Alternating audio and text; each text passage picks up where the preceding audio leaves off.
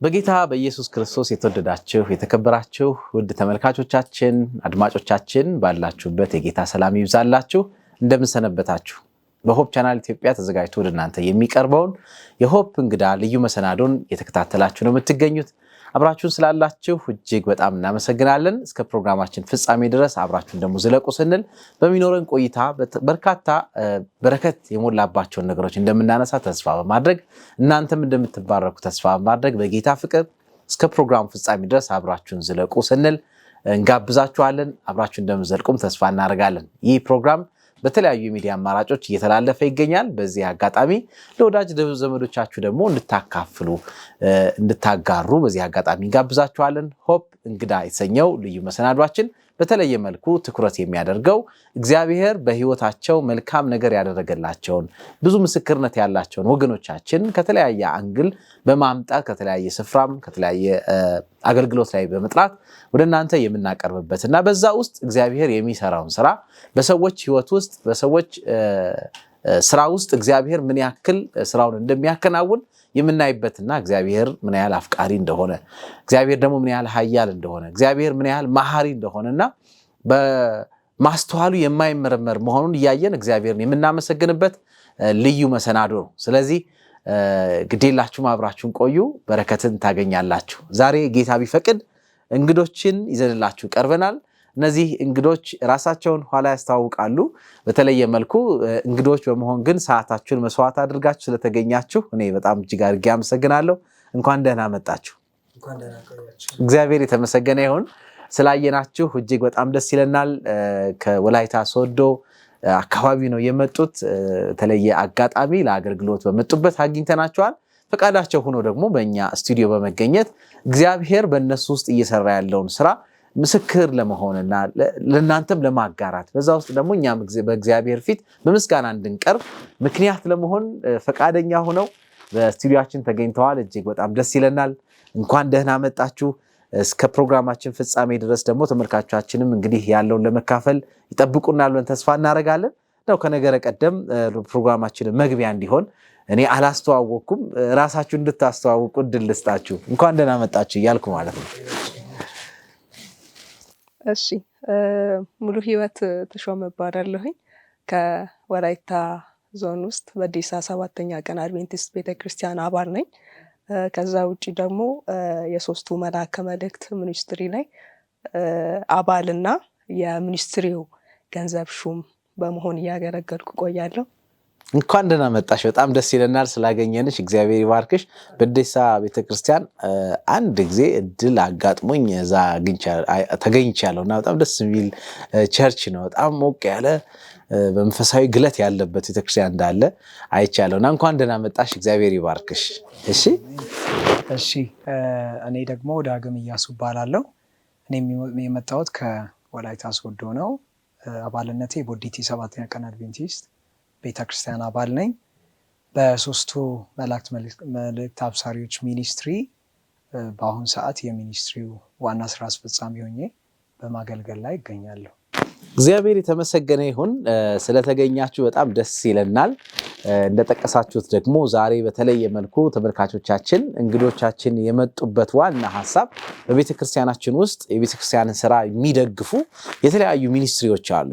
በቤተክርስቲያን ስር ሆነው በተለያየ አደረጃጀት ውስጥ አልፈው ቤተክርስቲያንን ስራ ወደፊት ለማስኬድ ተደራጅተው የሚሰሩ ሚኒስትሪዎች አሉና ከነዛ መካከል አንዱ ቅድም እንዳላችሁት የሶስቱን መልእክት አብሳሪ ሚኒስትሪ ነው፣ ወይም በእንግሊዘኛው 3AM ነው የምትሉት ሚኒስትሪ ነው የምትሉትና እኛም ባየነው በስራ አጋጣሚ ሂደን ባየነው መሰረት በጣም የተደራጀ በጣም ብዙ ድንቅ ስራዎችን የሚሰራ በወጣቶች የተሞላ እንደገና ደግሞ በጣም ልምድ ያለው ያክል በጣም የተደራጀ ነገር የሚሰራ ነውና ስለሱ ነው ዛሬ እንግዲህ ልነጋገር ወደ ስፍራ የጠራናችሁ። ደግሞ ዋና አስተባባሪው ዳግም ቲም ደግሞ የገንዘብሽን በመሆን እያገለገላችሁ በመገኘታችሁ እግዚአብሔር ይባርካችሁ። እናንተን ዛሬ በእውነት ለዚህ ቃለ መጠይቅ ወይም ለዚህ አገልግሎት ብቁ ናችሁ ብዬ አስባለሁና ሌላ ማንም ሊጠራ አይችልም። ስለመጣችሁ እጅግ በጣም ደስ ይለኛል። እግዚአብሔር ይባርካችሁ በሚዲያው ስም ማለት ነው። በጣም ነው እግዚአብሔርን የምናመሰግነው። እንግዲህ መልካም የበረከት ጊዜ እንደሚኖረን ተስፋ አድርጋለሁ። እንደው እንደ መግቢያ ያክል ይህ ሚኒስትሪ መቼና እንዴት ነው የተቋቋመ ብንልና ብናነሳ ደስ ይለኛል። በማንስ ነው የተቋቋመው የሚለውን ሐሳብ በማንሳት ብንጀምር ደስ ይለኛል። የትስ ነው እውቅና ተሰጥቶት እየሰራ ያለው? በየትኛው አካባቢ ነው? እንግዲህ ቤተክርስቲያን ወደዚህ ሀገር ወደኛ ሀገር መታ ብዙ ስራዎችን መስራት ከጀመረች ከ100 ዓመት በላይ የሆናት ነውና በዚህ አጋጣሚ ውስጥ አሁን 2 ዩኒየኖች አሉ። ከዩኒየኖች ውስጥ ደግሞ በእኛ አሁን ባለንበት በምስራቅ ኢትዮጵያ ዩኒየን ሚሽን ደግሞ ወደ 9 የሚደርሱ ፊልዶች አሉና አንዱ ነው ይሄ ሶዶ አካባቢ ያለው ሳውት ሴንትራል ወይም ደቡብ መካከለኛ ኢትዮጵያ ሰበካ ተብሎና እዛ ውስጥ ነው ያለውና እንዴትና መቼ ነው የተቋቋመው? በማንስ ነው የተቋቋመው ማለት ይቻላል? እስኪ አጫውቱኝ ይሄን ትንሽ። እሺ እግዚአብሔር ይመስገን። በእርግጥ መነሻችን ሚኒስትሪ የመሆን ሐሳብ አልነበረም። 2006 አካባቢ ነው ያው እንቅስቃሴው የተጀመረው፣ ግን ኦፊሻሊ 2007 በወቅቱ የአውራጃ አንድ ወላይታ አንድ አውራጃ ነበረና በአውራጃው መሪ የነበሩት ፓስተር ዳዊት ጉዱኖ ወጣቶችን አስተባብረው ወደ ጉኑኖ ወደሚባል አካባቢ ለወንጌል ስርጭት ይዘው ይሄዳሉ። ከዛም በፊት 2006 ላይ ወደ ሰላምበር ወደሚባል አካባቢ ለወንጌል ስርጭት የሄዱ ወጣቶች ነበሩና ያ ትንሽ ተሞክሮ ሰጥቶ 2007 ይካሄዳል። ከዛ በኋላ እዛው በሄድንበት ይሄ ቲም ዝም ብሎ መመለስ የለበትም፣ እንዲህ ዝም ብሎ በቃ እንደሄዶ የሚመጣ መሆን የለበትም የሚል መንፈሳዊ ቅናት ያላቸው ወጣቶች አንድ ላይ ተሰባስበው እዛው ህብረት ቢሆን አንድ ላይ ቢደራጅ የሚል ሐሳብ መጣ። ከዛ በኋላ በዛው 2007 በሄድንበት ክረምት ወቅት 5 ኮሚቴ ያለው ጊዜያዊ ኮሚቴ 5 አባል ያለው ጊዜያዊ ኮሚቴ ተመሰረተ ማለት ነው። ስለዚህ ያኔ እንደ ጅምር ምንድነው የተባለው የዩኒቨርሲቲና ኮሌጅ ተማሪዎች የወንጌል ህብረት ብለን ነው የጀመርነው። እዛው አብዛኞቹ ከዛ የመጡ ነበሩ በወቅቱ። አብዛኛው በቃ ከ10ኛ ክፍል ከ12ኛ ከኮሌጅና ከዩኒቨርሲቲ የተመለሱ ክረምትም ስለነበረና ያ ነው ጥንስሱ። በዛ አይነት መልኩ ነው የተጀመረው። ያ በጣም ሃምብል ቢግኒንግ ነበረ፣ በጣም ትንሹ። እግዚአብሔር ይመስገን ዛሬ ደግሞ እግዚአብሔር ለዚህ ደረጃ አድርሶናልና መነሻም የሆነው ያ ነው። መልካም። ምናልባት ከዚሁ ጋር ተያይዞ እንግዲህ አሁን ጠቀስ ያረከው ነገር አለ፣ ግን ሞር ከዛ በኋላ በደንብ ተደራጅቶ ሲጀምር ግን እንደ ዋና ዓላማ ይዞ የተነሳው ነገር ምንድን ነው ሚኒስትሪው ማለት ይቻላል? እሺ ወንድሜ በደንብ አስቀምጦታል። ገና ያው 2007 ላይ ስንጀምር ወጣቶች ከየቤተ ክርስቲያን መጡ። ያው አካባቢው ላይ ወላይታ ሶዶ አካባቢ ላይ አንጋፋ የሚባሉ ቤተክርስቲያን አሉ። አሁን እንደ በዴሳ እንደ ቦዲቲ ሶዶ ቤተክርስቲያን አረካ እና አካባቢ ላይ ያሉ ከተማ ውስጥ ሆነው ግን ትንሽ አንጋፋ የሆኑ ቤተክርስቲያን ነበሩና ከዛ የተወጣጣ ወጣቶች ናቸው። አሁን 2007 ላይ የተጀመረው ወደ ጉኑኖ ስኬድ እንደዛ ነበር የተካሄደው። ከዛ ውጪ ዓላማ አድርገን ያኔ በወቅቱ ስንጀምር አካባቢው ላይ ያለውን ዳታ ስንመለከት ነበር። ያ ማለት እንደ አድቬንቲስት ቤተክርስቲያን ይዛ የምትሄደው ዓላማዋ ምንድን ነው? በዚህ በመጨረሻ ጊዜ ላይ ምንድን ነው እየሰራች ያለችው? እኛስ ወጣቶች ቤተክርስቲያንን በምንድን ነው መደገፍ የምንችለው የሚለውን ስናይ አካባቢው ላይ የነበሩ አድቬንቲስት ምዕመናን የነበሩ ወደ ወንጌል ወዳልደረሰባቸው መድረስ እየተቻለ ግን ያልተሰሩ ብዙ ስራዎች ነበሩና ትልቁ ዓላማችን ቤተክርስቲያንን ደግፈን ወንጌልን ለዓለም ማዳረስ ነው። መጽሐፍ ቅዱስም ይናገራል ማቴዎስ ላይና 24 ላይ ይናገራል 14 ላይና የመንግስትን ወንጌል መስበክን የመጨረሻውን ወንጌልን ለዓለም ማዳረስ አድርገን ነው ዓላማውን የወሰድነውና የአካባቢውን ዳታ ምናልባት ጠቅሼል በወቅቱ የነበረውን ባልፍ ወደ 7 ሚሊዮን የሚሆን ህዝብ አለ። ወደ ሳውዝ ሴንትራል ፊልድ ላይ ወደ 7 ሚሊዮን የሚሆን አለ። ነገር ግን ከዛ ውስጥ ትክክለኛውን የእግዚአብሔርን ዓላማ ይዞ ወይም እውነታውን የሰማ አድቬንቲስት የሆነ ምዕመን ወደ 15,000 የሚሆን ነበርና ወንጌላውያን አሉ፣ ፈቃደኛ ወንጌላውያን አሉ፣ ፓስተሮች አሉን። ነገር ግን መድረስ በምንችለው መጠን አልደረስንም። ወንጌል አልተሰበከም ነበርና ከዛ መነሻ አድርገን ዓላማችን ይህንን ወንጌል የመጨረሻን ወንጌል ለዓለም ማዳረስ ስለሆነ ቤተክርስቲያንን እንደግፍ፣ ከጎናቸው እንቁምና እኛም የበኩላችንን እንወጣ በሚል ነበረ የተጀመረው የተቋቋመው። ይህንን ይመስላል። መልካም። አይ ቲንክ ከዛው ጋር የተያያዘ ይመስለኛል የስሙ ትርጓሜው ምንድን ነው? አሁን እኔ ያስኩት ማስታወሻ ላይ 3AM የሚል ነው ወይም ሚኒስትሪ የሚል ነው እና ከዚህ ከዓላማው ጋር የሚያዝ ነው። ምንስ ማለት ነው የሚለው ብናነሳ በጣም መልካም። እህቴ ሙሉየት እንዳስቀመጠችው ትልቁ ዓላማችን ቸርች ፕላንቲንግ እና ኢቫንጀሊዝም ነው። ያንን ደግሞ ስናደርግ ቅድም አንተም እንደጠቀስከው እንደ ቤተ ክርስቲያንም አጋዥ የወንጌል ህብረቶች፣ ሚኒስትሪዎች በጣም ያስፈልጋሉ። ይሄ ደግሞ በቤተ ክርስቲያንም ፈቃድ የተሰጠው ቤተ ክርስቲያን ፈቅዳ እንዲደራጁና የቤተ ክርስቲያንን ተልእኮ ወደ ግብ እንዲያደርሱ የምትጠቀምበት አንዱ መንገድ ነው። በዛ አይነት መልኩ ቅድም እንደተነገረው ያ ስኮፕ በጣም ሰፊ ነው። ሄዶ እዛው ከደቡብ ጀምሮ እስከ ቱርካና ጠረፍ ድረስ፣ እስከ ኬንያ ጠረፍ ድረስ እንትኑም በጣም ሰፊ ነው። ሰውም በጣም ፖፑሌሽኑም በጣም ብዙ ነው። ብዙ ብሔር ብሔረሰቦች ያሉበትም ነው። ግን በጣም ሪች ያልተደረገ ቦታ ነው። ስለዚህ እንግዲህ ቃሉ ይላል አይደል፣ በወንጌላውያን ወይም በእግዚአብሔር ቤት ራሳቸውን ሙሉ ጊዜ ሰጥተው በሚሰሩ ብቻ ሳይሆን በፈቃደኞችም ስራው ወደ ግብ ይደርሳል። ቃሉም ወንጌልን ለፍጥረት ሁሉ ስበኩ ነው። ያንን ዓላማ አድርገን ስንነሳ ከስሙ ጋር በተገናኘ መጀመሪያ ቅድም ብያለሁ 2007 ላይ ምንድነው የተባለው? የወላይታ ዩኒቨርሲቲ እና ኮሌጅ ተማሪዎች የወንጌል ህብረት ሚል ነበር። ግን 2008 እንደገና በክረምቱ እንገናኛለን ተባብለን በዛ ኮሚቴ ተቋቁሞ ስንመለስ 2008 ላይ ለወንጌል ስርጭት በሄድንበት ቦታ ስሙ ዓላማችንን ይመስላል ወይ የሚል ነው። ዓላማችንን አድርገን የተነሳ ነው። ቅድም እህቴ ጠቅሰዋለች። ማቴዎስ ወንጌል ምዕራፍ 24 ከቁጥር 14 ነው። ጌታ ኢየሱስ ክርስቶስ ብዙ ነገሮችን የመምጣት ምልክት ምንድን ነው? አንተስ መቼ ትመጣለህ ብሎ በተጠየቀ ጊዜ ብዙ ነገሮችን ጠቅሶ ይህ ሁሉ የምጣር መጀመሪያ ነው ካለ በኋላ ግን ይህ የመንግስት ወንጌል ለአሕዛብ ሁሉ ምስክር ይሆን ዘንድ ይሰበካል። ከዛ በኋላ መጨረሻው።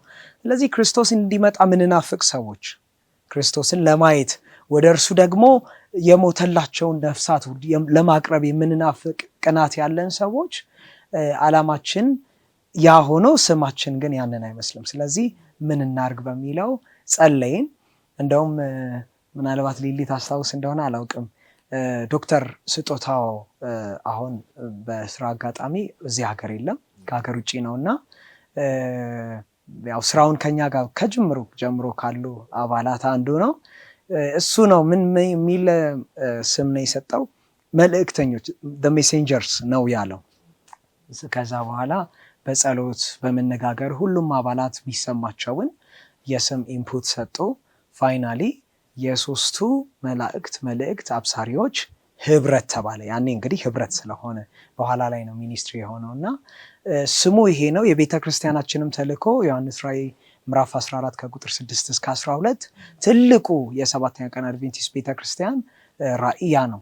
የሶስቱን መላእክት መልእክት የመጨረሻውን ታላቁን ጩኸት ለዓለም ማዳረስ ነውና ቤተክርስቲያንንም እንደሚደግፍ ህብረት ወይም ሚኒስትሪ በኋላ ላይ ከዚህ የተነሳ ነው ስሙ በዚህ አይነት መልኩ ነው ያገኘነው።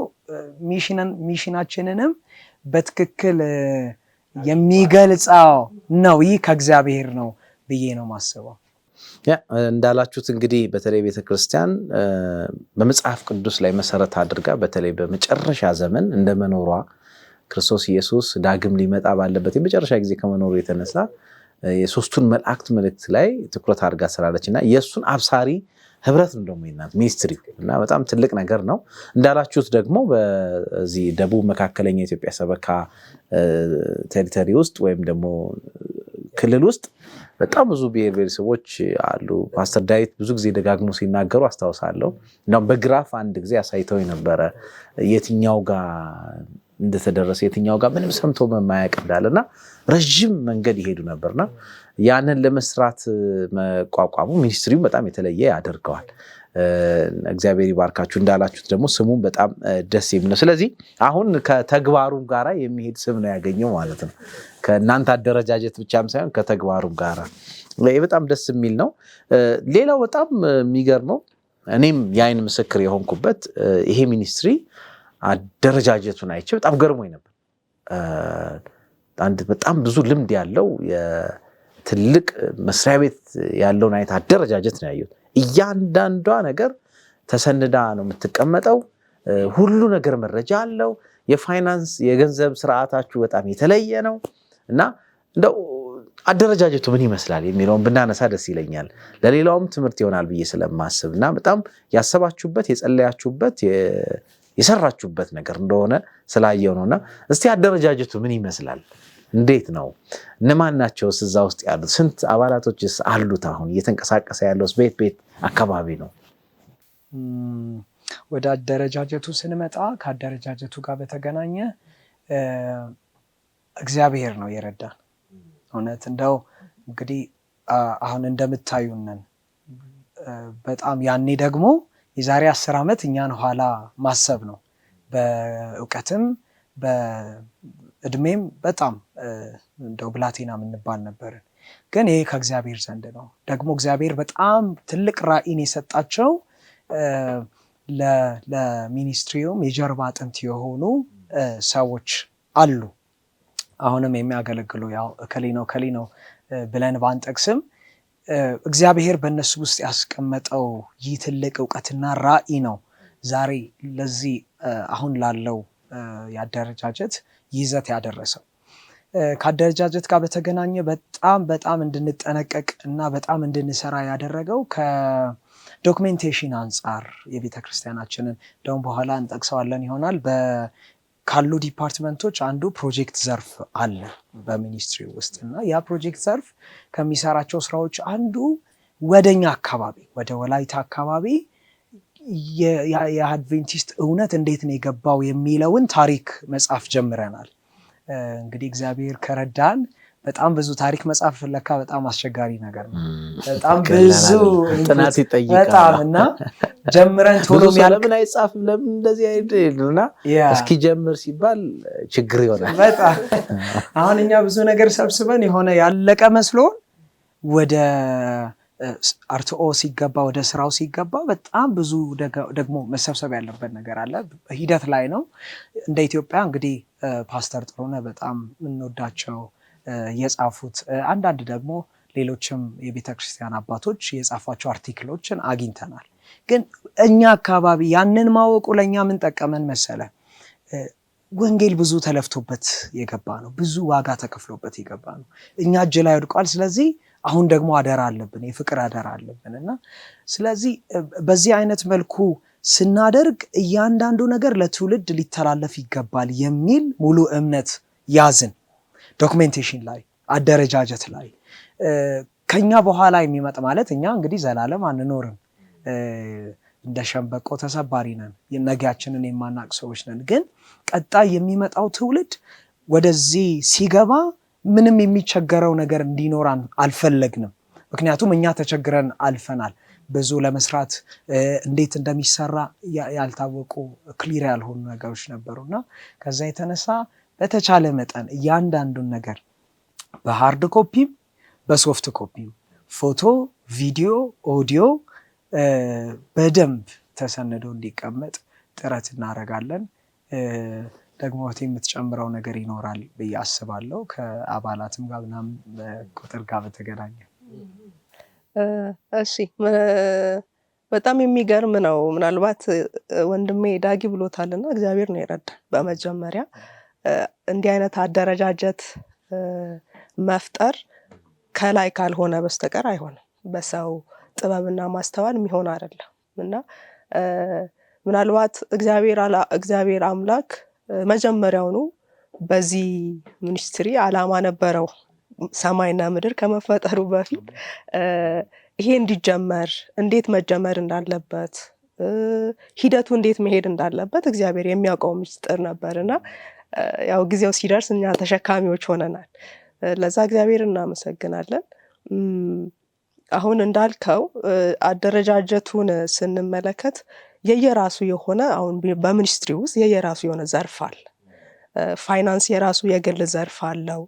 ከዛ ውጪ ቅድም ብሎታል ፕሮጀክት ዘርፍ አለ፣ ሚዲያና ኮሚኒኬሽን ዘርፍ አለ፣ ጤናና መሻትን መግዛት ዘርፍ አለ። ከዛ ውጪ የሴቶችም ዘርፍ አለ። ሁሉ አቀፍ ነው እና ስልጠናና አስተምሮ ዘርፍ አለ እና ሁሉ አቀፍ ነው ዘርፉ። በዛ መነሻነት ነው አሁን እያንዳንዱ ዘርፍ የራሱ ተግባር አለው እና ሚዲያና ኮሚኒኬሽን ዘርፍ የራሱን ፋይል ያደራጃል። ፕሮጀክት ዘርፍ የራሱን ፋይል ያደራጃል። ቅድም ብሎታል።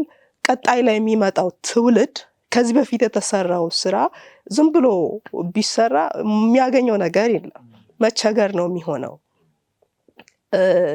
ያኔ ዓላማ አድርገን እኛ ስንጀምር ቅድም ብያለሁኝና የአካባቢውን ዳታኛ ስናይ ያንን ለማግኘት የሄድንበት መንገድ ምናልባት ትንሽም ቢሆን ዋጋ አስከፍሎናል። ስለዚህ ያ እንዲሆን አንፈልግም። ከዛም መነሻነት ነው አሁን ላይ አደረጃጀቱ መከራው በእኛ ይብቃ ነው እጥረቱ የእውቀት እጥረቱ ይብቃልና የሚቀጥል መሆን አለበት። ዛሬ ላይ ኖሮ ነገ ላይ የሚጠፋ ሊሆን አይገባም። ምክንያቱም መነሻ አድርገን የጀመርነው ዛሬ የጀመርነው ነገ ላይ ልናቆም ሳይሆን እስከ ኢየሱስ መምጫ ድረስ የምናስቀጥል አይነት በህይወት ብንኖር እስከምንኖር ጊዜ አሊያ የሚመጣው ትውልድ አስቀጥሎ እስከ ኢየሱስ መምጫ ድረስ የሚያስቀጥል እንዲሆን ነው የተፈለገው እና ከዛም የተነሳ ነው። ከዛ ውጪ ምናልባት አባልን የዛሬ 10 ከዓመት በፊት ያለውን የአባልን ቁጥር ስንመለከት ያኔ ስንጀምር ወደ 120 እና እስከ 130 ባለው ምዕመን አባል ነበርና አሁን ላይ ግን በጣም የሚገርም አካባቢው ላይ ያለው ሰው ሁሉ አባል ነው ማለት እንችላለን። ምክንያቱም ያንን እንድንል ያደረገን ምንድነው? ሁሉም ሰው ተግባሩ ገብቶት በቃ ተረድቶ ወደ ስራ የተሰማራበትና የሚደግፍበት ሚኒስትሪ ነው። አሁን ክረምት ሲደርስ ወንጌል ጥረት ቅድም ብለናል የተቋቋመው እንግዲህ ተማሪዎች ከትምህርት ሲመለሱ ባለን ጊዜ ወንጌልን ለመስራት ነው። ያ ማለት አሁን አመቱን ሙሉ አይሰበክም አይሰራም ማለት አይደለም። ግን ለአውትሪች የምንወጣበት ባሳተፈ መልኩ እንድንሰራ ስለተፈለገ ክረምት ሲደርስ ምዕመኑ ይጠይቀናል መቼ ነው እያለ ማለት ነው። ያ ማለት ወንጌል ምን ጀምረው መቼ ነው? ወዴት ነው የምንሄደው? የቱ ጋር ነው ዛሬ ላይ ደግሞ ወንጌል ጥረት ይዘን የምንወጣው እያለ ብዙ ሰው የሚጠይቅበት እንትን ነውና ምን ልል ፈልጌ ነው ሁሉም አባል የሆነበት ያመነበት ተልኮ ምንድነው ዓላማው ምንድነው የሚለውን ተገንዝቦ ሁሉም የተሳተፈበት ነው። ስለዚህ የኛም ዓላማ ምንድነው የስሬንጅል ሚኒስትሪ አባል መሆን ሳይሆን የሶስቱን መልአክ መልእክትን ለዓለም ማዳረስ ነው። በዛ ደግሞ መንገድ ሁሉም እግዚአብሔር በሰጠው እድሜ ያለ ሰው ሁሉ ተሳትፎ ያንን ስራ እንዲያስቀጥል ነው አላማችን። ሁሉም ሰው ማለት ይቻላል። የሚገርም በሳው ሴንትራል ብቻ አይደለም፣ በጣም የሚገርም ከዛም አልፎ ከውጭም የሚደግፉን የዚህ ስራ ከጎን በመሆን የሚረዱን የሚደግፉን ከጎናቸው ሆነው በርቱ የሚሉን ብዙዎች አሉ። ሰው አሁን ይሄን ያህል ነው ልል አልችልም፣ ሁሉም ነው ማለት እችላለሁ ግን እና እግዚአብሔር ይመስገን በነገር ሁሉ የረዳን ያለው ጌታ ስለሆነ እንባርከዋለን እናመሰግነዋለን። እና አካሄዳችን እንግዲህ እንደዚህ የሆነ ነው። ቀጣይ ላይም ጌታ ይረዳናል የሚል እምነቱ አለ። መልካም። አሁን ምንም ነካ አድርጋችሁታል። ተመልካቾቻችን ወደ ውስጥ ገባ እንላለን። ይሄ በጣም የተደራጀ ነው። የፕሮጀክት ዘርፍ አለው፣ የሴቶች ዘርፍ ድረስ ከሄደ በጣም ብዙ አደረጃጀት አለው ማለት ነው። የአባላትን በተመለከተም ደግሞ ብዙ የዚህ ደጋፊዎች ደግሞ አሉ፣ ይሄንን ኃላፊነት የተሸከሙ ማለት ነው፣ ለመሸከም ፈቃደኛ የሆኑ አሉ እያላችሁ ነው። በነገራችን ላይ አሁን ደጋግመን እያነሳን ነው። የሶስቱ መላእክት መልእክት አብሳሪ ነው አማርኛ ትርጉሙ ስሙ። ምንድነው የሶስቱ መላእክት መልእክት? አንዳንድ ሰው ምናልባት ጥያቄ ሊፈጠርበትም ይችላል። እውነት ነው፣ የሰባተኛ ቀን አድቬንቲስት ቤተክርስቲያን ዋና ተልኳ እንዳውም መሪ ጥቅሷም ይሄ ነው። ይህንን የሶስቱን መላእክት መልእክት በመጨረሻ ዘመን ማወጅ ነው። ግን ምንድነው እንደው ነካ አድርገው ብናልፍ ደስ ይለኛል። ከዛ በኋላ ወደ አደረጃጀቶቹ እንደገና እንመለሳለን። ያላለቁ ነገሮች ስላሉ ማለት ነው። ምንድነው ግን ለእናንተ አንድ ነገር ነው ማለት ምችለው፣ እግዚአብሔር በየወቅቱ የወቅቱ መልእክት አለው። እግዚአብሔር ይሄን ሰው ሚስ ማድረግ የለበትም። በደንብ መናገር የምፈልገው ለምሳሌ በኖህ ዘመን እግዚአብሔር ለነበረው ለዛ ዘመን ሰው የላከው መልእክት ምንድነው? የጥፋት ውሃ ሊመጣ ነው፣ ወደ መርከቡ ግቡ ነው። በሎጥም ዘመን እግዚአብሔር መልእክት ነበረው ለሰዶምና ገሞራ የጥፋት እሳት ከሰማይ ይዘንባል፣ ስለዚህ ምን ሆኖ ከሰዶምና ገሞራ ውጡ ነው። እስቲ እንቀይራቸው። የሰዶምና ገሞራን መልእክት ለኖህ ዘመን ብናረገው ከሰማይ እሳት ሊዘንብ ነው፣ ወደ መርከቡ ግቡ ቢሆን ኮምፓተብል አይደለም።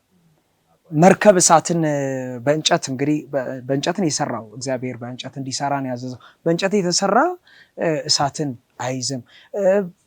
የሰዶምና ገሞራ ልትጠፋ ነው፣ ከዚህ ውጡ ሚስማች ያደርጋል። ልክ እንደዛው እግዚአብሔር በመጨረሻው ዘመን የክርስቶስ ዳግም ምጽአት ከመምጣቱ በፊት ሊደረግ ሊታወጅ የሚገባውን የዘላለምን ወንጌል እንግዲህ ቅድም እንዳልናችሁ ዮሐንስ ራእይ ይህንም ተመልካቾችም ዮሐንስ ራእይ መጽሐፍ ምዕራፍ 14 ከቁጥር 6 ጀምረን ስናነብ ምን ይላል? ሌላ ምልክት በሰማይ ነው፣ ታላቅ መልአክ የዘላለምን ወንጌል የያዘ በሰማያት መካከል እየበረረ የመጀመሪያው መልእክት፣ ያም ደግሞ ምንድነው? የፍርዱ ሰዓት ደርሷልና እግዚአብሔርን ፍሩ፣ ክብርንም ስጡ፣ ሰማይና ምድርን ለሰራው የውሃ ምንጮችንም ባህርንም ለፈጠረው ለእርሱ ብቻ ስገዱ ነው። ይሄ የመጀመሪያው መልእክት ነው። ይህ ደግሞ ምንድነው? የፍርዱ ሰዓት ደርሷል። ይሄ የቤተክርስቲያናችን ትልቁ መልእክት ነው። ያንን የምንለው ለምንድን ነው? አሁን እንደ ኖህ ዘመን የውሃ ጥፋት ይመጣል ተብሎ አይደለም የሚሰበከው። የክርስቶስ የፍርዱ ሰዓት ደርሷል። ይሄ የመጀመሪያው መልእክት ነው። ሁለተኛም መልአክ የራሱን መልእክት ደግሞ ይዞ ነው በሰማያት መካከል የበረረው። መልአክ ምንድነው የሚለውን ደግሞ በዛው ምዕራፍ 2 ላይ ራእይ መጽሐፍ ምዕራፍ 2 በኤፌሶን ወዳለችው ቤተክርስቲያን መልአክ እንዲህ ብለህ ጻፍ። ሰዎችን መጽሐፍ ቅዱስ ለመጥቀስ ነው እንጂ መልአክ በሰማይ የበረረ ወንጌልን ይሰብካል አይደለም። በእኛ የሚሰራን ስራ ነው። ሁለተኛው ደግሞ ታላቂቱ ባቢሎን ወደቀች። ዛሬ ፊዚካሊ ባቢሎን የሚባል ከተማ የለም። እንደው ለተመልካቾቻችን ስለጠየቅ ትንሽ ለማስረዳት ነው። ስለዚህ ፊዚካሊ ባቢሎን የሚባል ነገር ከሌለ ራእይ መጽሐፍ ደግሞ የክርስቶስ ዳግም ምጽአት ሊደርስ አካባቢ ያሉ ኩነቶችን የሚያትት ወይም እነዛን የሚያስስ እግዚአብሔር ያሳየው ራእይ የተጻፈልን ከሆነ ባቢሎን ምን ማለት ነው የሚለውን ባቢሎን የሚለው ደግሞ ቅልቅል ውህድ አንድ ያልሆነ እንደሆነ በዘፍጥረት ምዕራፍ 11 ላይ እንመለከታለን። ስለዚህ ከባቢሎን ውጡ ሲል ውዥንብር ካለበት እውነትና ሐሰት ከተቀላቀለበት ሙሉ እውነት ሙሉ ትክክለኛ የእግዚአብሔር ወንጌልና ቃል ከማይሰበክበት ውጡ እያለ ነው። ሶስተኛው መልአክ ደግሞ በሰማያት መካከል እየበረረ ምን አለ? ለአውሬውም የሚሰግድ የአውሬውንም ምስል ምልክቱንም በቀኝ እጁና በግንባሩ ላይ የሚቀበል ሁሉ ለአውሬው የተዘጋጀውን ያንን ከዘላለም የእግዚአብሔር ምሕረት ሳይቀላቀል ከተዘጋጀው የቁጣ ወይን ጠጅ ይጠጣል፣ ስቃያቸውም ለዘላለም ይሆናል ይላል። ስለዚህ ይሄ ደግሞ ምንድነው? የአውሬ ምልክት ሲባል ዛሬ በዚህ ዘመን እንግዲህ በደንብ 666 ተብሎ እንትን ይላል። እንደውም እዚህ ጋር በሚጻፍ ነገር ክንድ ውስጥ በሚከበር ማይክሮቺፕ ምናምን ይባላል። በጣም የሚገርማችሁ ለተመልካቾቻችን ሰይጣን በጣም ጠቢብ ነው። እግዚአብሔር ጥበብ በዚህ አለ። የአውሬውን ቁጥር የሰው ቁጥር ነው ይቁጠረው፣ ቁጥሩም 666 ነው ተብሎ ራእይ 13:18 ላይ ተጽፏልና ጥበብ በዛ ያለውን ያንን ነገር እንድናውቅ እውነትም የሚጻፍ ነው ወይ አይደለም። እጅና ግንባር የሚያሳዩት ሜታፎሪካሊ የተቀመጡ ነገሮች ናቸው እንጂ ሊትራሊ የምንወስደው አይደለም። በተግባር በማድረግ በግንባር በአእምሮ በማመን በመቀበልና ያንን በህይወት ማሳየት ነውና ይሄ የአውሬው ቁጥር ምንድነው የሚለው ደግሞ ብዙ ሰፋ ያለ ሐሳብ ስለሆነ ወደዛ አልገባም። የሶስቱ መላእክት መልእክት የሚባለው የመጨረሻው ወንጌል የመጨረሻው መልእክት ለዓለም ሁሉ ሊታወጅ የሚገባ የዘላለም ወንጌል ወቅታዊው መልእክት ይሄ ነው። ቤተክርስቲያናችንም የኛም ሚኒስትሪ ደግሞ ስፔሲፊካሊ ይሄንን ነው የሚሰራው ለማለት ወዳለሁ። እግዚአብሔር ይባርካችሁ። በጣም የሚገርም ነው። ስለዚህ ይሄ ሚኒስትሪ ይሄን ነው የሚያበስረው። ቤተክርስቲያን የምትሰራውም ይሄ ነው። ግን ደግሞ ሰፖርት በማድረግ በመርዳት በመደገፍ ደግሞ ቤተክርስቲያንን ወዳልተደረሰባቸው ብዙ ስፍራዎች ይህን መልእክት ይዞ መውጣትና ብዙዎችን ወደ እግዚአብሔር መንግስት ማደም ነው፣ መጥራት ነው። ኑ ማለት ነው ወደ እግዚአብሔር ሐሳብ መርከብ ግቡ ነው የሚል ነውና በጣም ትልቅ አገልግሎት ነው ይዛችሁ እየተንቀሳቀሳችሁ ያለው። እንዳላችሁት ደግሞ ይህንን አገልግሎት ይዛችሁ ስትንቀሳቀሱ ደግሞ ቅድም ጠቀስ አድርጋችሁታል። በጥቂቱ ጀምራችሁ እግዚአብሔር እየረዳችሁ አሁን ያለበት ደረጃ ደርሷል። እኔ እስከማውቀው ድረስ ምእመናን ብቻም ሳይሆን ቤተክርስቲያንም ራሷ በተለይ የደቡብ መካከለኛ ኢትዮጵያ ሰበካ ቢሮም ሰጥቷችሁ ቦታ ሰጥቷችሁ በደንብ እየደገፋችሁ አብሮም እየሰራ ነው ያየሁትና እዛው ላይ የምትጨምሩልኝ እኔ ዲፓርትመንቶች አሉ ብላችኋልና እነዚህ ዲፓርትመንት እንግዲህ ወደ ስራው ከመሄዳችን በፊት ምን ዲፓርትመንቶች ናቸው፣ ምንስ ነው የሚሰሩ የሚለውን ብታረሱልኝ፣ ከዛ በኋላ የት ምን ሰራችሁ ለሚለው ደግሞ እንሄዳለን። ተመልካቾቻችን የተከታተላችሁ የምትገኙት ሆፕ ቻናል ኢትዮጵያን ነው። የሆፕ እንግዳ ልዩ መሰናዶ ነው። ዛሬ በተለየ መልኩ የሶስቱን መላእክት መልእክት አብሳሪ ሚኒስትሪ አንቀሳቃሾች ናቸው እዚህ ያሉት። እግዚአብሔር ጸጋውን አብስቶላቸው እግዚአብሔር ረድቷቸው ከቤተክርስቲያን ጋር በመሆን የቤተክርስቲያንን ስራ ወደፊት በማስኬድ የሚደግፍ ሚኒስትሪን እየመሩ እያገለገሉ የሚገኙት እና ወንድሞች ናቸው እዚህ የተገኙት። ጥሩ ልምድ እያገኛችሁ እንዳላችሁ ተስፋ አረጋለሁ። አሁንም እንቀጥላለን። በተለይ ደግሞ አሁን ወደ ስራዎቹም እንገባለን እና ቀደም ሲል ወደ አነሳው ጥያቄ እንመለሳለን። አብራችሁን ቆዩ። ጌታ ይባርካችሁ። እንግዲህ ያነሳውትን ጥያቄ ለድጋሚ ለማስታወስ ያክል ምንድነው ምን ዲፓርትመንቶች ዘርፎች ናቸው ያሉት በውስጡ ምንድነው የሚሰሩ ትኩረት አቅጣጫቸውስ ምንድነው የሚለው እናንሳና ከዛ ወደ ስራቸው እየተሰራቸው ወደሚለው ደግሞ እንሄዳለን። እሺ ቅድም ጠቀስ ለማድረግ ሞክረናል ምናልባትና እንደ ሶስቱ መልእክት ሚኒስትሪ የተለያዩ ዘርፎች አሉን። ቅድም መጀመሪያ ላይ ጠቅሰን ኮሚቴው ያኔ በጉኑኑ ላይ ሲጀምር በ5 ኮሚቴ ያ ማለት በ5 ኮሚቴ ተዋቅሮ በዛ ነበረ ስራው እንዲጀመር የተደረገው። በሰዓቱ ስንመለከት የወጣቱ ለወንጌል ያለው ፍላጎቱ በውስጡ ያለው ተነሳሽነት በጣም የሚገርም ነበረ እና ከዛ መነሻ በማድረግ ነው የጀመርነው። አሁን ላይ ዲፓርትመንት እንደ ስሬንጅል ወደ 13 የሚሆን ኮሚቴ አለን የራሳችን። ያኔ በ5 ላይ ተጀመረው። አሁን ላይ ደግሞ እያደገ 13 ኮሚቴ አባላት አሉ። ያው ጻፊ ፕሬዚዳንት አለ ወይም ሰብሳቢ፣ ምክትል ይኖረናል፣ ጸሐፊ አለን። ከዛ ውጪ የፋይናንስ ክፍል ብቻውን ፋይናንስ ላይ በፋይናንስ ውስጥ ደግሞ ንብረት ክፍል አለ። ከዛ ውጪ ግዢ አለ፣ ኦዲተር አለ። እነኚህን አጠቃለው ፋይናንስ ይዞ አንድ ዘርፍ አድርጎ ይመራል። እንደ ፈንድራይዝ ደግሞ የሚሰሩ አሉ። ከዛ ውጪ ያው ወደ ስራው በኋላ ላይ እስክንገባ ሚዲያና ኮሚኒኬሽን ዘርፍ አለ የራሱና እሱ ደግሞ የራሱን ስራ ያ ማለት ዶክሜንቶችን ማደራጀት ስራ እያንዳንዱን ስራችንን ዶክሜንት በማድረግ ስራዎችን የሚሰራው እሱ ነው። ከዛ ውጪ ጤናና መሻትን መግዛት አለ። እንግዲህ አድቬንቲስት ወይም እንደኛ ሌላኛው ተልኳችን ሰዎች በጤና እግዚአብሔርን ሁለንተናዊ ጤና እንዲኖራቸውና በዛ እግዚአብሔር እንዲያስከብሩ እግዚአብሔርም እንዲከብር ነው የአድቬንቲስቱ ዋና ዓላማና ከዚህም በመነሳት ነው አሁን ጤናና መሻት ዘርፍን ያቋቋም ነው በውስጥ እሱም የራሱ የሆነ ስራዎች አሉት። ከዛ ውጪ ደግሞ ፕሮጀክት ዘርፍ ደግሞ ሚኒስትሪውን የሚደግፍ ሐሳቦችን በማፍለቅ በየትኛው መንገድ ነው አንደኛ በወንጌል መድረስ የምንችለው፣ ከዛ ውጪ ደግሞ በፋይናንሻልም ቢሆን ሚኒስትሪውን መደገፍ የምንችለው ማድረግ የምንችለው በምንድን ነው የሚሉ ስራዎችን ያዘጋጅና ራሱን ስራ ይሰራል። ከዛ ውጪ ምናልባት ፓዝፋይንደር አለ።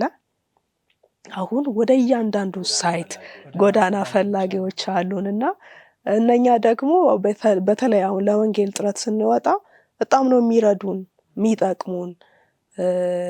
ያው የጎዳና ፈላጊዎች ዓላማም ያ ነው እንግዲህ ከቤተ ክርስቲያን ተልእኮ ጋር የሚሄድ ነውና እነሱን በመጠቀም ብዙዎችን ማግኘት ይችላል። እውነት ለማውራት ጎዳና ፈላጊዎችን ይዘን በመውጣት መድረስ አንችልም ብለን ያሰብናቸው አሁን እንግዲህ እኛ ስንሄድ ወደ ገጠሮች ብቻ አይደለም የምንሄደው፣ ወደ ትላልቅ ከተማዎች እንገባለን። በዛን ሰዓት ደግሞ መድረስ የምንችልበት ቦታ አለ፣ መድረስ የማንችልበት ቦታዎች አሉና በምንድነው ሁሉንም ሰው ማግኘት የምንችለው ይሄንን ወንጌል ማዳረስ የምንችለው የሚለውን አሰብንና ትክክለኛው መንገድ ጎዳና ፈላጊዎችን በእኛ በሚኒስትሪ ውስጥ ማቋቋምና በእነሱ ተጠቅሞ ወደ ህዝብ ውስጥ መግባት። ያ ማለት ያው ወንጌል ይሰበካል እና እሱ ደግሞ የራሱ ዘርፍ አለው፣ ስራዎች አሉ። ያንን ስል ደግሞ እያንዳንዱ ዘርፍ ደግሞ የየራሱ የሆነ የሚደግፍ ኮሚቴዎች የንዑስ ኮሚቴ አይደል የሚባለው እና ውስጥ ላይ አሉ። በዛም ይወያያሉ፣ እኛም እንደጋገፋለን። ከዛ ውጪ ያው የሴቶች ዘርፍ አለን። እንደኛ አሁን ሴቶች በብዙ ወደኋላ የሚቀሩበት በወንጌል ስራ የማይሳተፉበት ሁኔታዎች አሉና ያ ሊሆን አይገባም በሚል ይሄ ወንጌል በሴት ወጣቶችም መድረስ አለበት ወደ ሁሉም ቦታ በሚል የሴቶች ዘርፍ እንደገና ተቋቁሞ የራሳቸውን ስራ ደግሞ ሴቶች ይሰራሉ እና እግዚአብሔር ይመስገን በሁሉም ነገር ጌታ እየረዳን ያለው እና ምንድነው ያው ቃሉም ይናገራል መከሩ ብዙ ነው ሰራተኞች ግን ጥቂት ናቸው ይላል ቃሉና በሁሉም ዘርፍ እውነታውን መንገር የመጨረሻውን ወንጌል ማዳረስ ብዙ ሰዎች ወይም ነፍሳት የእግዚአብሔርን እውነት ሳይሰሙ የሚጠፉበት ምን ልበል እንግዲህ በቃ አሁን ላይ ያለው ሁኔታ በጣም አስፈሪ ነው። ስለዚህ በየትኛው መንገድ ነው ወንጌልን ማዳረስ የምንችለው በሚል ተነሳሽነት ነው አሁን ላይ ዘርፉ እንግዲህ አንዳንዶቹን የጠቀስኩትና ሁሉም የየራሳቸውን ስራ ነው የሚሰሩት፣ ግን ዓላማው የተለያየ አይደለም። ወደ አንድ እና ይሄንን ይመስላል። ምናልባት ተጨማሪ ማረገው ከዘርፎች ጋር በተገናኘ ፓትፋይንደር እንግዲህ እንደ ቤተክርስቲያን የተቋቋመ ነው ከጄኔራል ኮንፈረንስ ጀምሮ። የኛ የተለየ አይደለም ግን የጎዳና ፈላጊዎች አገልግሎቱ ትልቅ ሆኖ ወጣቶችን በቤተክርስቲያን እውነት ሆሊስቲክ በሆነ መልኩ የሚያሳድግ ቡድን ሆኖ ግን በተወሰነ መልኩ እንግዲህ ተደራሽነቱ ትንሽ ነው። ስለዚህ ያንንም ቤተክርስቲያንን ከመደገፍ አንጻር ነው ይህንንም ያደረግነው በተለየ መልኩ። እንግዲህ እያንዳንዱ ከኛም ሀገር ውጭ ያለው የቤተክርስቲያን ሰፖርቲቭ ሚኒስትሪዎች የራሳቸው ባህሪ ካራክተር አላቸው። አሁን የኛ ህዝባዊ ሚኒስትሪ ማለት እንችላለን። እኛ ሀገር አሉ በጤና ላይ ብቻ ፎከስ አድርገው የሚሰሩ ሚኒስትሪዎች፣ ሁሉም የራሱ አለው እና ስለዚህ ይሄ አንዱ ነው እህቴ ባለችው ላይ ለመጨመር። ከዛ ውጭ አሁን እኔ በጣም ከተባረኩባቸው እንደው እግዚአብሔር ይመስገን በዚህ ሚኒስትሪ ውስጥ እንዳልፍ ከምልባቸው አንዱ የጸሎትና መጽሐፍ ቅዱስ ጥናት ቃል ጥናት ዘርፍ ይባላል። እሱ ምን ያደርጋል መሰለ? ሁሌም በየዕለቱ የሚኒስትሪው አባላት በያሉበት እንዲጸልዩ የቼን ፕሬየር አለ እሱ ይደረጋል። ከዛ በኋላ አስቸኳይ ጊዜ የጸሎት አዋጆችን እናረጋለን። ለምሳሌ እንደ ሚኒስትሪ 2012 ላይ በሀገራችን ኮሮና በሽታ ሲሆን እንደ ሀገርም የምህላ ጸሎት ጊዜ ነበረ። እናስታውስ ከሆነ እንደ ቤተክርስቲያንም ጸሎት ታውጇል። ሚኒስትሪም ደግሞ በራሱ ለአባላቱም ለቤተክርስቲያናትም ይህንን አድርጎ በጸሎት ላይ ነበር። እንደ ሀገር ራፍ የሆኑ ዓመታትን አልፈን ነበረ እናስታውስ ከሆነ። ስለዚህ ለነዛም ጸሎት እናደርጋለን። ሌላው እዛው ዘርፍ ላይ የቃል ጥናት ላይ ምንድነው የተደረገው? መጽሐፍ ቅዱስን የማጥናት በምን ለምሳሌ መጀመሪያ የጀመርነው የአበውና ነቢያት ክፍል 1 ነው። የሚኒስትሪ አባላት ዩኒቨርሲቲም ኖሩ፣ በስራ አጋጣሚ ሌላም ቦታ ሆኑ፣ ከሀገር ውጭም ሆኑ፣ ብዙ ያሉ ባሉበት ቦታ አንድም ከሆነ በዛው በወር አንዴ ጾም ጸሎት ሁሉም አድርገው እንዲያጠኑ። ከዛ አበውና ነቢያት ክፍል 1ን ጨረስን፣ ክፍል 2ን ጨረስን፣ ነቢያትና ነገስታትን ቀጠልን። እንደዛ እያደረግን ምንን የመጨረስ መጽሐፍ ቅዱስን፣ ከዛ በኋላ የዘመናት ምኞትን፣ ከዛ አክትስ ኦፍ አፖስትልስ በአማርኛ ባይተረጎመም፣ ከዛ በኋላ ታላቁ ተጋድሎ። በዚህ ጆርኒ ውስጥ የሚኒስትሪም አባላት የቤተክርስቲያናትም ወጣቶች በጌታ ቃል እውቀት እንዲያድጉ ያንን ይሰራል የጸሎትና ቃል ጥናት ዘርፍ። ሌላው ስልጠናና አስተምህሮ ዘርፍ ይባላል። ይሄ ደግሞ ሜን ዓላማው ኢቫንጀሊዝም ተኮር የሆኑ ስራዎችን ሚኒስትሪው አውትሪች ብቻ አይሰራም፣ ኢንሪችም ይሰራል። ያው በኋላ ላይ ከሰራናቸው ስራዎች እንጠቅሳለን። ከ2010 ጀምሮ በየክረምቱ አንዳንድ ሳምንት ኦልሞስት ለ400 ወጣቶች በእኛ ፊልድ ብቻ ሳይሆን ከኛ ውጭ ሳውዝ ሸዋ፣ ሳውዝ ግሪን ወጣቶች መጥተው እንዲሰለጥኑ በማድረግ ኢንሪችም ወጣቶችን በቤትም ያሉትን መጠበቅ፣ ውጪም ደግሞ የእውነት ወንጌል ያልደረሳቸውን ሪች ማድረግ ስራ ይሰራል። ይሄ ሌላኛው ነው። ሌላው ሙዚቃና መዝሙር ዘርፍም አለ። ይሄ ደግሞ በወንጌል ስርጭት እንደ ሚኒስትሪ ስንወጣ የሚያስፈልጉ ነገሮችን ከዛ ጋር ተያይዞ ያሉትን ያዘጋጃል። እንደውም ከዚህ ጋር እኔ ማረሳው አሁን ዋና ስራ አስፈጻሚ ከመሆኔ በፊት በዛ ዲፓርትመንት አገለግል ነበረ እና ያው ወደዛም ስለምቀርብ እና ከሰራናቸው ስራዎች አንዱ ምንድነው እዛው እኛው አካባቢ ያሉ የተረሱ መሄዱ። እንግዲህ ትውልድ ሲተካካ መዝሙሮች ይረሳሉ፣ ይጠፋሉ። ስለዚህ ሙዚቃና መዝሙርና ሙዚቃ ዘርፍ ምንድነው እንደ ፕሮጀክት አድርገን የሰራነው ያሳካነውም እግዚአብሔርም ይረዳል። ኦልሞስት ወደ 136 በላይ የሆኑ መዝሙሮችን ሰብስበን የተለያዩ በወላይትኛና አጎራባች እዛው ማለት ተመሳሳይ የሆኑ ቋንቋ የሚነገርባቸው ማህበረሰቦች አሉ። መዝሙሮችን ሰብስበን በመዝሙር ደብተር መልክ ኮምፓይል አድርገን 2011 ላይ ያ የመዝሙር ደብተር ተመርቆ አንድም መዝሙሩን ከመደገፍ እንዳይረሳ የቤተክርስቲያን መዝሙር እንዲዘመር፣ ሁለተኛው ደግሞ ያም ተሽጦ ለወንጌል ስራ ግብአት እንዲሆን አሁን እግዚአብሔር ካለ ይህንንም በመዝሙር አፕሊኬሽን እያሰራን ነው እና ይህንን ይሰራል። ሰው ፕሮጀክት ዘርፍን እሷ ጠቅሰዋለች። ምናልባት የረሳነው ዘርፍ ካለ አላውቅምና ይቅር ይበሉን። በጣም የሚገርም ነው ያነሳችኋቸው ሀሳቦች እና ዘርፎቹ ራሳቸው የሚገርሙ ናቸው። ምናልባት ወደኋላ እንዳልመልሳቸው እንጂ አሁን ስትናገሩ ስሰማ በእኔ ውስጥ የተፈጠረው ጥያቄ ብናነሳው ብዬ የማስበው ኦልሞስት ይሄ አንዳንድ ዲፓርትመንቶች ወይም ኦልሞስት ሁሉም ዲፓርትመንቶች በሚባል ደረጃ በቤተክርስቲያን ውስጥ አሉ ወይም በቤተክርስቲያኑ አደረጃጀት ውስጥም አሉ እና ሚኒስትሪ ማቋቋሙ ምን አስፈለገ የሚል ጥያቄ ቢነሳስ? ምክንያቱም አሁን ቅድም ዳግም እንዳልከው በጤና ብቻ ብለው የሚነሱ ሚኒስትሪዎች አሉ። የጤና ዘርፍ አለው ቤተክርስቲያኑ፣ ግን የጤና ሚኒስትሪውን ደግሞ ለመደገፍ ብለው የሚነሱ አሉ። አይ እኛ አገልጋዮችን መደገፍ ብለው የሚነሱ ሚኒስትሪዎች አሉ። አገልጋዮችን በኑሮ መደገፍ ብለው የሚነሱ አሉ፣ በእንትን የሚነሱ አሉ እና ቤተክርስቲያንም የምታደርገው ነው። አገልጋዮች የሚሰጠውን ደሞዝም እንትናቸውን ትሰጣለች እና ምን አስፈለገ ቢባል ሚኒስትሪ ማቋቋም ምን አስፈለገ ቢባል ምንድን ነው ያለው ሀሳብ እዚህ ላይ? ይህን ብናነሳ ደስ ይለኛል። ወደኋላ እንዳልመልሳችሁ እያለው እንደው ቢነሳ ግን ጥሩ ነው ብዬ ምክንያቱም የተነሱት ዲፓርትመንቶች ደግሞ ሳያቸው ሁሉም አሉ እና ሌላ ማቋቋሙ እንደገና መደራጀቱ መልፋት አይሆንም ወይ ለሚል ሰው ምንድን ነው ያለው ምላሽ? እውነት ነው፣ እንደዚህ አይነት ጥያቄዎች ሊነሱ ይችላሉ። ቅድምም 2-3 ጊዜ አንተም ጠቅሰሃል፣ እኛም ጠቅሰናል። እነዚህ የወንጌል ህብረቶች ወይም የወንጌል አንድነቶች ሰፖርቲቭ ናቸው። ከቃሉ ስንነሳ ደጋፊ አገልግሎቶች ናቸው። ደጋፊ ማለት ምንድን ነው? ያለውን ማጠንከር፣ ያለውን ማቋቋም፣ ያለውን ማደራጀት፣ ያለውን ማሳለጥ እነዚህን የያዘ ነው እና እውነት ነው አንዳንዴ እንደ ቤተክርስቲያን አባልም አንዳንድ ሰዎች እንደዚህ አይነት ጥያቄ ሊያነሱ ይችላሉ። ለምን አስፈለገ?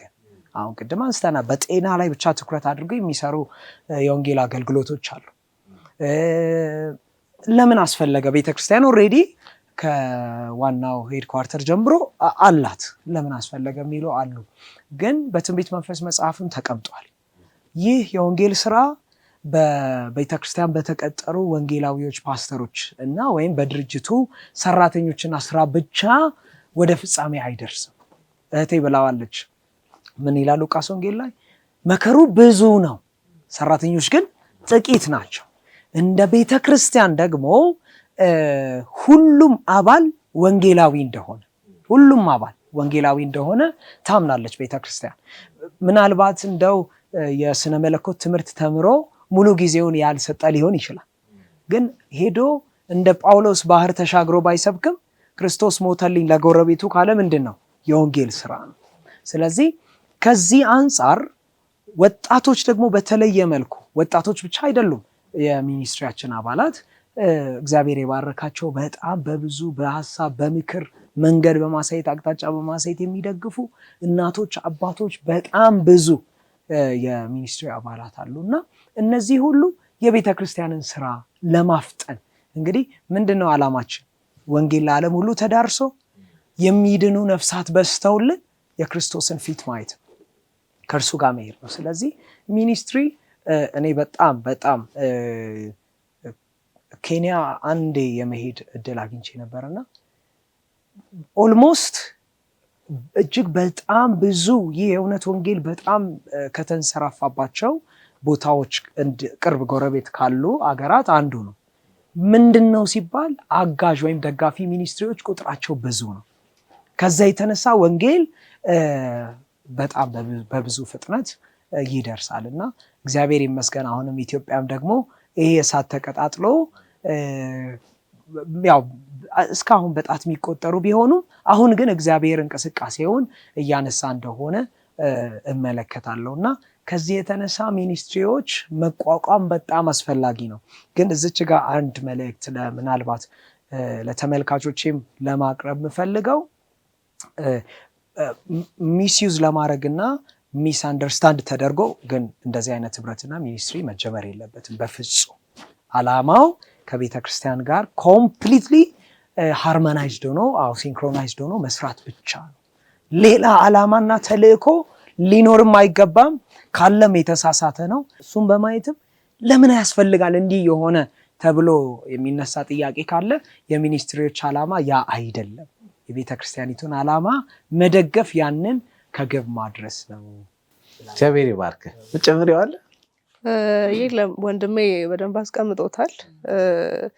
እውነት ለማውራት ቅድም እንዳልከው ሁሉም ዘርፍ አለ ቤተክርስቲያን ውስጥ። አሁን የጤናን ዘርፍ ብንመለከት እንዲያውም በየቅዳሜ ጤናና መሻትን መግዛት የሚለው የራሱ ዘርፍ ሆኖ ትምህርት ተሰጥቶት ለምእመኑ የሚታለፍበት ሁኔታ አለ።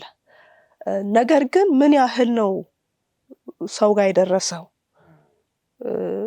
ምን ያህል ማለት እስከ ምን ያህል ነው የሄድነው ርቀቱን ብለን ስንመለከት ለኛ እንደተሰጠን እንትን አይደለም፣ መሄድ ባለብን ልክ አልሄድንም። ስለዚህ ከዚህ መነሻነት ነው አሁን በእኛ ሚኒስትሪ ውስጥ ያሉ የተለያዩ ዲፓርትመንቶች አሁን ከቤተክርስቲያን ወጣ ያለ ወይም አሁን ቤተክርስቲያን የማታደርጋቸው ነገሮችን ያመጣናቸው ላይኖሩ ይችላሉ። ነገር ግን በሁሉም ዘርፍ መደገፍ ነው የኛ ስራ። በሁሉም ዘርፍ አንዱን ነጥለን አይደለምና በሁሉም ዘርፍ መደገፍ ነው። አሁን ቅድም አንዳንድ ሚኒስትሪዎች ጤናን፣ ሌሎቹ ደግሞ በሌላ ዘርፍ የሚደግፉ ሊኖሩ ይችላሉ። ነገር ግን በጤና ብቻ ነው ወይ የነሱስ ቢል ብለን ብናስብ በውስጥ ወንጌልን መስበክ ነው ስራቸው። ስለዚህ ልክ እንደዛው ነው። አሁን የኛም ዲፓርትመንቱ እያንዳንዱ ተደራጀ እንጂ ቤተክርስቲያን ውስጥ የለም ማለት አይደለም። ግን መድረስ ባለበት ልክ መሄድ አለበት። ሁሉም ሰው በዛ ህይወት ውስጥ መግባት አለበት። እግዚአብሔር ሲፈጥረን ዓላማው ለዚህ ነው። አሁን ወጣ ያለ ነገር እንዲኖረን ሳይሆን በሁሉም እግዚአብሔርን አስከብረን ማምጫውን እንድናፋጥን ነው ትልቁ ዓላማው። የተፈጠርንበት በዚች ምድር ላይ ያስቀመጠን የብዙሃንን ነፍስ ወይም የምን ነበር የሚባለውና ወደ ብዙሃን ደርሰን ብዙዎችን ወደ እግዚአብሔር መመለስ ነው የተፈጠርንበት ዓላማምና በዚህ መነሻነት ነው። አሁን የተለየ ነገር ባይኖርም ግን መሄድ አለብን በሚል መነሻነት ነው የተነሳው እና እየሄድንም ነው። አሁን ምን ያህል ነው የደረስነው ብለን ብናስብ በጣም በብዙ መንገድ ነው እግዚአብሔር የጎበኘን፣ ጌታም የደረሰ ያለው ወደ ህዝቡ ውስጥና ይጠቅማል እንጂ አይጎዳም። እግዚአብሔር ይባርካችሁ። በጣም ጥሩ አድርጋችሁ ነው ያስቀመጣችሁት። ቤተክርስቲያን እንደምታምነው እንደ መጽሐፍ ቅዱስም ሁሉም የንጉስ ካህናት እንዲሆኑ ተጠርተዋል። ድቅድቅ ጨለማ አይደለም የሚለው እንደዚህ አስደናቂ ብርሃን የመጡት የሱን በጎነት እንዲመሰክር ነው። ሁሉም ሰው ሲመሰክር ግን እግዚአብሔር የሰጠው የተለያየ ጸጋ አለው። የተለያየ ሰው አንዳንዱ ሰባኪ ነው፣ አንዳንዱ አስተማሪ ነው፣ አንዳንዱ ሐኪም ነው፣ አንዳንዱ ደግሞ መካሪ ነው፣ ዘማሪ ነው። ብዙ ነገር ነው ያለውና እንዳላችሁት እነዚህን ሰዎች በእግዚአብሔር በሰጣቸው መክሊት በር ከፍቶ አገልግሎታቸው እንዲያድግ ማድረግ ነው የናንተ ስራ ብዬ ነው። እናንተም የተናገራችሁት ያ ነውና ያንን መንገድ መፍጠር ነው። ምናልባት አንዳንዶቹ በቤተክርስቲያን ላይ ላያገኙት ይችላሉ ያን እድል ቶሎ እንደዚህ አይነት መድረኮችን ስታመቻቹ እናንተ ብዙ ነገሮችን እድል ይፈጠራሉ፣ ሰዎችም ያገለግላሉና ያ ደግሞ ከቤተክርስቲያን ጋር ተቀናጅቶ ቤተክርስቲያን የሚደግፍ ነው እንጂ ከቤተክርስቲያን ይወጣም አይደለም። የቤተክርስቲያን ምናልባት ኋላም ታነሱታላችሁ ብዬ ማነሳው ጥያቄ ይኖራል። ኢቭን ፋይናንስ የገንዘብ አሰራራችሁ እንኳ ስርዓቱ ራሱ ከቤተ ክርስቲያን ጋር የተዋሃደ ነው። ኦዲት የሚደረግ ነው። በየዓመቱ ሪፖርት የምታረጉት ነው። ቤተክርስቲያን ፈቃድ እየሰጠች የምትንቀሳቀሰውና ከዚህ አንፃር እውነተኛም ደጋፊ ነው ማለት ነው እና ያ ነው የሚለውን ዓላማውን ጥሩ አድርጋችሁ ያስቀመጣችሁት። እግዚአብሔር ይባርካችሁ። ተመልካቾቻችን በነበረን ቆይታ መልካም በረከት እንዳገኛችሁ ተስፋ እናደርጋለን። የሶስቱ መላእክት መልእክት አብሳሪ ሚኒስትሪ አባላት በማዕከላችን ተገኝተው የሥራ መሪዎች ተገኝተው ቤተክርስቲያን በምን አይነት መልኩ እየደገፉ እንዳለና በዚህ ባለንበት ዘመን ደግሞ እግዚአብሔር እድል ፋንታችን ሆኖ በዚህ ትውልድ መካከል እንድንገኘውና ይሄ እውነት ብርሃን ይበራልን ደግሞ ያንን ብርሃን ወደ ሌሎች ለማድረስ የፈጠሩትን ያስቀመጡትን ስትራቴጂ እያየን ነውና ያደነቅን እግዚአብሔር የተመሰገነ ይሁን። ከዚህ ቀጥሎ ምናልባት ስራዎቹን ደግሞ እናያለን። ምንድነው የተሰሩ ታዲያ? አሁን አደረጃጀቱን እግዚአብሔር እንዴት እንደዳራችሁ ምን እየሰራችሁ እንደሆነ ምን አይነት ዲፓርትመንት እንዳለ አንስተናል፣ ዋና ነገሮች። ከዚህ ቀጥሎ ደግሞ ተግባራዊ ነገሮች ምንድነው ይሄ ሚኒስትሪ ልዩ ያደረገው የሚለውን ሐሳብ እናነሳለን። ሰዓት ገድቦን በዚህኛው ክፍል 1 ላይ በዚህ እንቋጭ እንገደዳለን። በክፍል 2 እንደገና እነዚህን ሐሳቦች ስለምናነሳ እንድጠብቁን በጌታ ፍቅር እንጠይቃችኋለን። እስካሁን ድረስ ግን አብራችሁን ስለቆያችሁ ከኛ ጋር ስለሆናችሁ እግዚአብሔር ይባርካችሁ። ጌታ ኢየሱስ ከእናንተ ጋር ይሁን። በሚቀጥለው ፕሮግራም እንደገና እስከምንገናኝ የጌታ ጸጋ ይብዛልን። እንግዶቼንም እያመሰገንኩ እንደገና እንገናኛለን። ይሄን ግን በዚህ እንቋጫለን። ለሚኖራችሁ አስተያየት ጥቆማ ከፊት ለፊት የምታዩዋቸውን አድራሻዎች በሙሉ በመጠቀም ጻፉልን፣ ደውሉልን፣ ጥያቄዎቻችሁን አስተያየቶቻችሁን አድርሱን። ይህን ስለምታደርጉ በጣም እናመሰግናለን። እንግዲህ መግቢያ ላይ እንደተናገርኩት እነዚህን ፕሮግራሞች ደግሞ ለወዳጅ ለዘመዶቻችሁ ደግሞ በማጋራት በማካፈል በመጋበዝ ደግሞ ለብዙዎች የእውነትን ብርሃን ማድረስ ዘላለማዊን ተስፋ ማድረስ ምክንያት እንድትሆኑ እኛም ጋብዛችኋለን። ስለምታደርጉ ጌታ ኢየሱስ ይባርካችሁ። በቀጣይ ፕሮግራም እስከምንገናኝ ጌታ ጸጋውን ከሁላችንም ጋር ያድርግልን። ሰላም ሁኑልን።